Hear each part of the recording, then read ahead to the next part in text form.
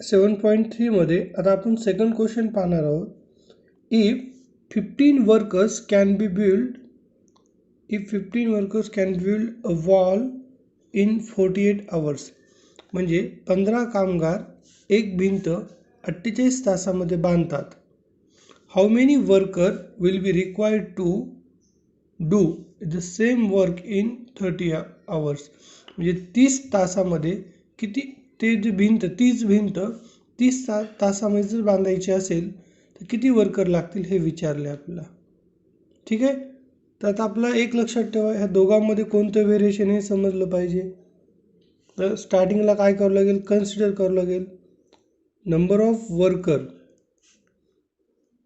Of worker is equal to X. कामगारांची संख्या बरोबर काय घ्यायचं या ठिकाणी, एक्स घ्यायचं. त्याच्यानंतर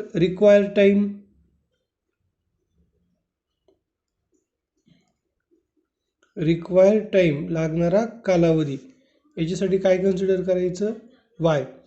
आता तुम्हाला माहिती आहे की कामगारांची संख्या वाढवली तर कालावधी कमी लागेल, वेळ. कामगारांची संख्या कमी केली तर कालावधी जास्त लागेल. म्हणजे इथं कोणतं व्हेरिएशन असेल, inverse variation.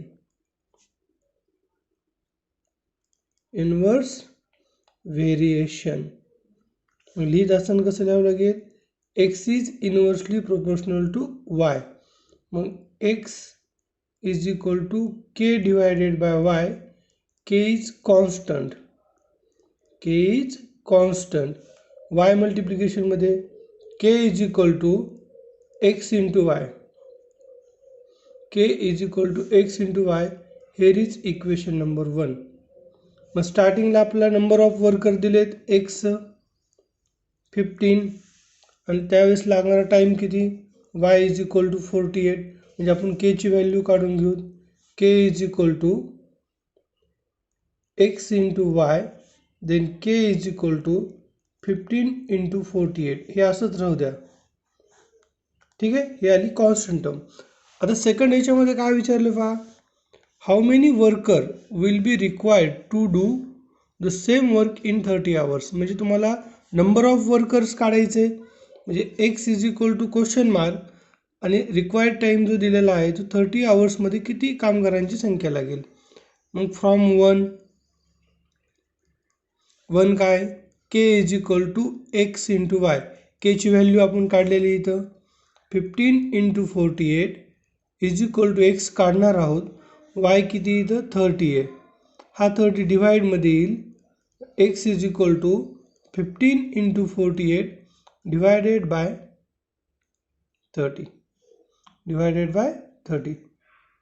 1 15, 15 2 30, 15 1 15, 15 2 30, 2 1 2, 2 2 4, 2 4 8. means required time number of worker is equal to 24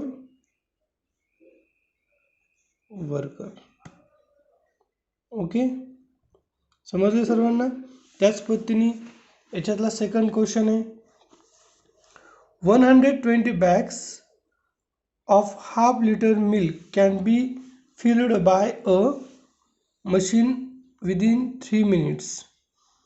म्हणजे 120 बॅग्स, हे अर्धा लिटर दुधाच्या 120 बॅग्स कॅन बी फिल्ड, भरले जातात किती मिनिटामध्ये, 3 मिनिटामध्ये.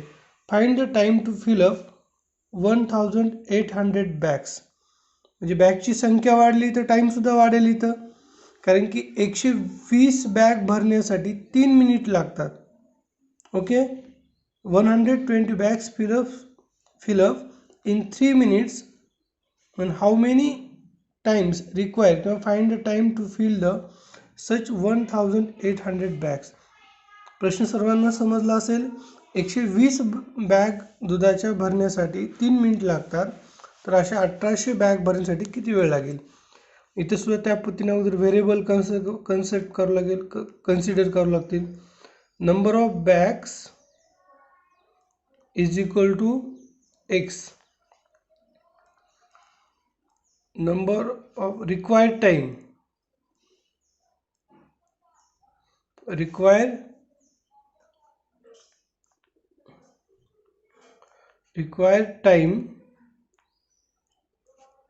to fill up bag is equal to Y. संख्या वाढली तर टाईम वाढणार, संख्या कमी झाली तर टाईम कमी होणार. म्हणजे ह्या दोघांमध्ये कोणतं व्हेरिएशन आहे? डायरेक्ट व्हेरिएशन आहे. Okay, X is equal to K into Y. K काय असतो याच्यामध्ये? कॉन्स्टंट. ओके, वाय डिवाइडमध्ये येईल म्हणजेच K is equal to X divided by Y. हे आलं इक्वेशन नंबर 1. स्टार्टिंगला आपला नंबर ऑफ बॅग दिल्यात. एक्स इज इक्वल टू किती इथं? 120. ज्यावेळेस 120 बॅग असेल त्यावेळेस टाईम किती लागतो? 3 मिनिट. ही व्हॅल्यू पुट करा इथं. K is equal to X divided by Y. K is equal to एक्सची व्हॅल्यू ही 120 आणि वायची व्हॅल्यू 3. तर 3 ने याला डिवाइड करा. के इज इक्वल टू 40 ही कॉन्स्टंट टर्म आली. आता सेकंड याच्यामध्ये काय दिले? फार नंबर ऑफ बॅग्स दिले. आता म्हणजे X is equal to 1800, Y is equal to question mark. मग K is equal to X divided by Y. केची व्हॅल्यू इथं 40. X 1800 divided by Y. Y multiplication होईल 40 into Y is equal to 1800. y is equal to 1800 divided by 40. 0 0 cancel. 4 1 4, 4 1 16, 2 उरतात, 4 5 20. म्हणजे required time जो आहे हा 45 minutes आहे. किती इथं? 45 मिनिट. समजले? याच्यातला last question. A car with speed 60 km/h takes 8 hours to travel same distance. म्हणजे कारची ताशी वेग आहे 60 किलोमीटर प्रति तास, तर 8 तास गाडी चालते to the same distance. What should be to increase the speed if the same distance to be cover in 7.5 hours. म्हणजे ज्यावेळेस 60 किलोमीटर ताशी स्पीड असेल त्यावेळेस डिस्टन्स कव्हर करण्यासाठी लागणारा वेळ किती आहे? 8 तास. तर मग स्पीड कितीने वाढवल्यानंतर 8.5 तासामध्ये ते डिस्टन्स कव्हर केलं जाईल. म्हणजे स्पीड वाढवली तर टाईम कमी लागेल, स्पीड कमी केली तर टाईम जास्त लागेल. म्हणजे याच्यामध्ये असणारं जे व्हेरिएशन आहे ते कोणतं आहे? इन्व्हर्स व्हेरिएशन आहे. आपण याच्यामध्ये काय करावं लागेल? Speed of car is equal to X. Time travel to distance time